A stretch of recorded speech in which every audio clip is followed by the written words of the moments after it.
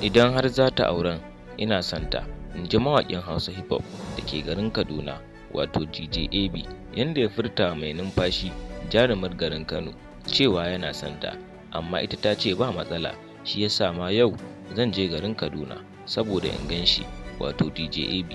Kai daga jin lamarin ka san cewa ba ƙarya, domin yana santa ne tsakani da Allah, kuma ita ma haka, sai dai ba a nan gizo yi saƙar ba.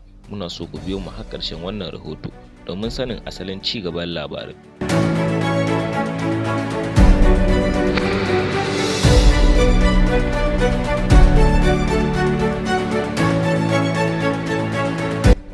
Assalamu alaikum, sannunmu da sake saduwa da ku a cikin wannan shirin namu.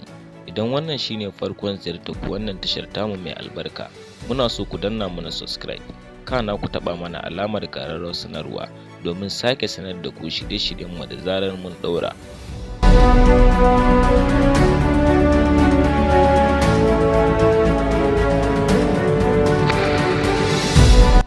Sai dai jita-jita yana yawo a gari cewa shi dama bai ce zai aure ta ba, kawai dai tana burge shi ne, shi yasa ne posting ɗin hotonta a Instagram, amma ni bana son ta da aure. Wannan shine abin da DJ AB ya ce.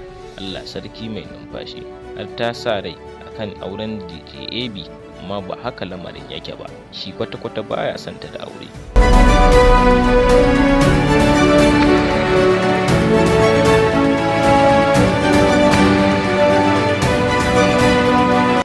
Duka dai, a nan za mu karkare muku tabarmar shirin namu ne, muke cewa idan da dai da rabo, Allah ya ƙara sada mu da ku a cikin wani shirin namu na gaba. Sannan kar ku manta, idan wannan shine farkon ziyartar ku wannan tashar tamu mai albarka, ba tare da ɓata lokaci ba, muna so ku danna mana subscribe, kana ku taɓa mana alamar ƙararrawar sanarwa.